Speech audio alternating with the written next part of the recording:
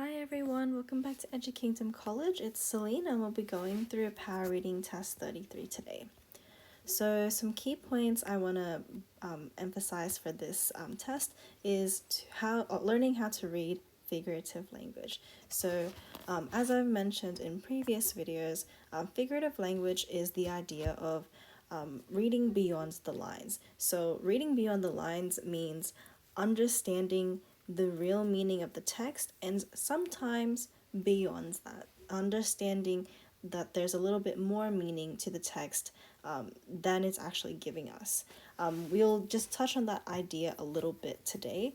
And then also, I want to focus on reading the tone of the text. So, tone, we already know, is the overall feeling of the text. Like, how are we as readers supposed to feel, or how is the character supposed to feel, how's the author supposed to feel, etc., right? Something that's very common in these texts, however, is that these social settings change. So, for example, if you're having a conversation with a friend, you might use colloquial language and slang, and you'll use nicknames, abbreviations, inside jokes, and so forth, right?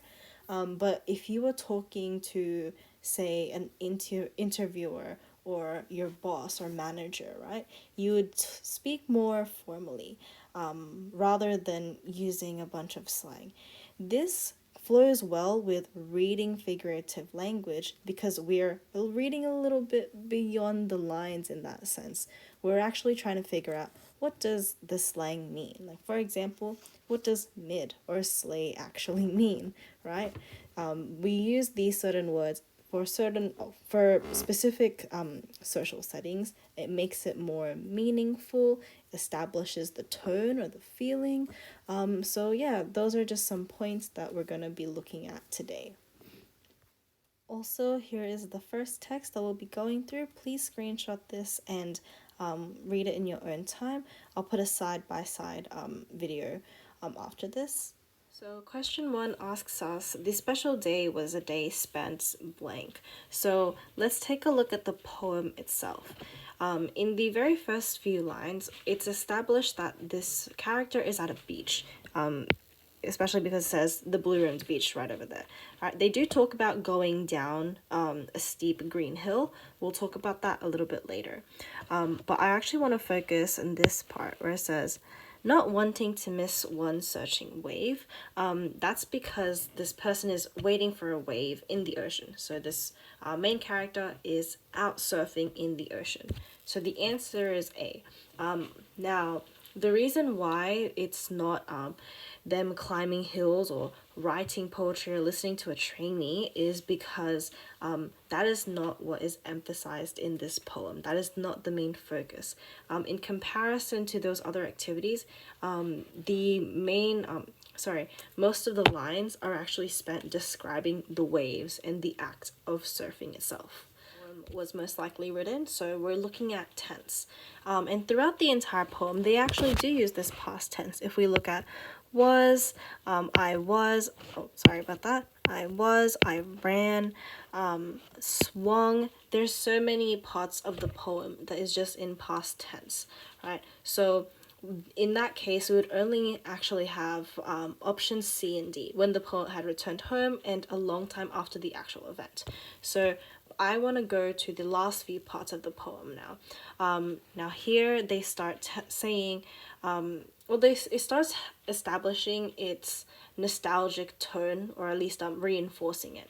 But I actually want to look at this part where it says, days have passed since then, days without number, days and nights, oceans of time, and yet that one day, that special day, clings on to me forever, with the sun setting fire to the sky.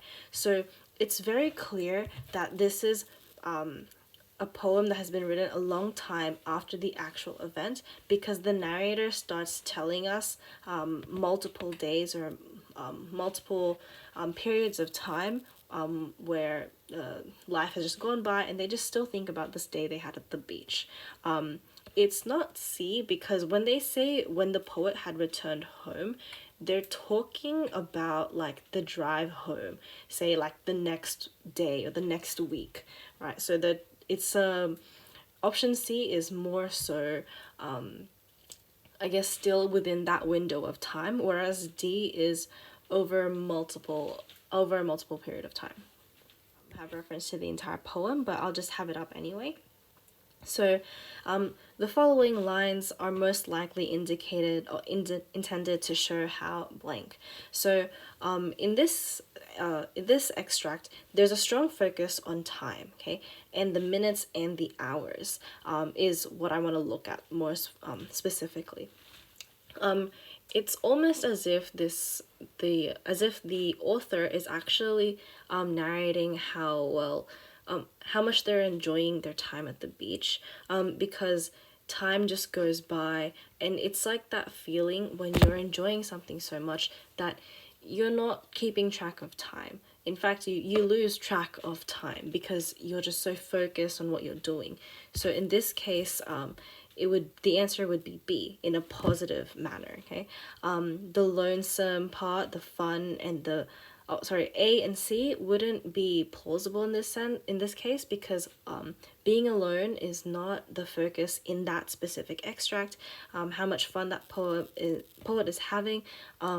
It's implied that they are having fun, but like I mentioned before, the focus is the fact that time is just passing by. And this fun, carefree tone is not as strongly emphasized as time just passing by. Indeed, the poet kept check on time is just completely untrue, so it can't be D. In question 4, they're asking us for the overall tone. So how do we as the audience genuinely feel? So just looking back at the key points of the video, in this case, the only option, if we read the entire poem, would actually just be nostalgia. This entire poem is a reflection of a beautiful day that this author had on the beach. Days have passed since then, days without number, days and nights, oceans of time, yet that one day, that special day, clings on to me forever, okay? So nostalgia is this good, reflective feeling, literally quite literally, when you look back on a day that you really enjoyed. Regret is not feeling like feeling as if you could have done something better, or wishing you hadn't done something. This is a negative connotation often associated with sadness and anger.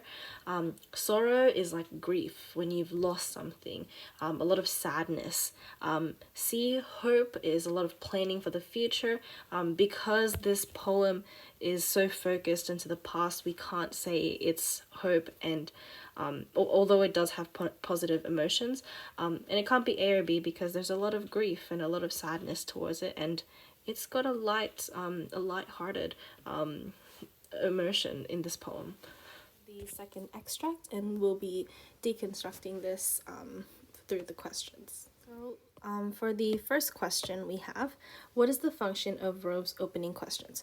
So if we take a look at the opening lines, we do have the overview of Rove and their television interview.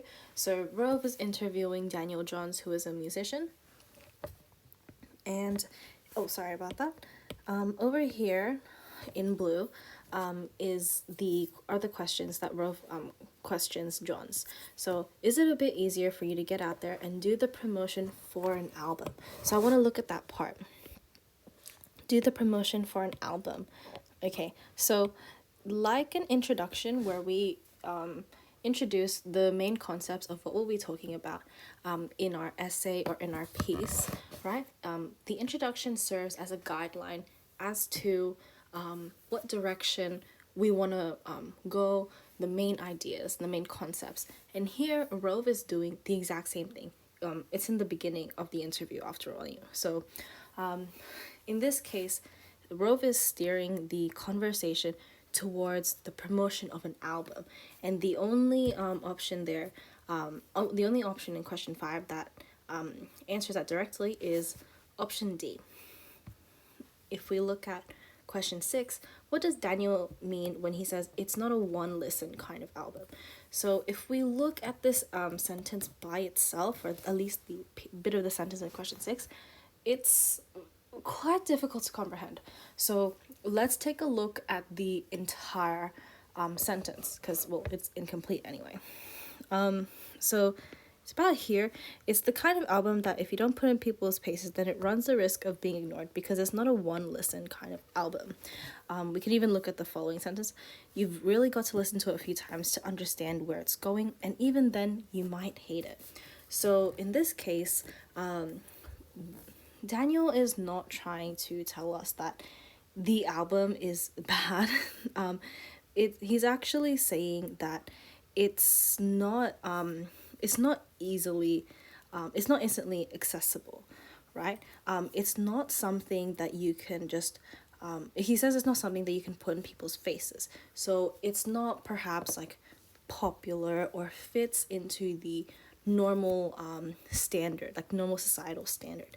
He's saying that it's a bit different.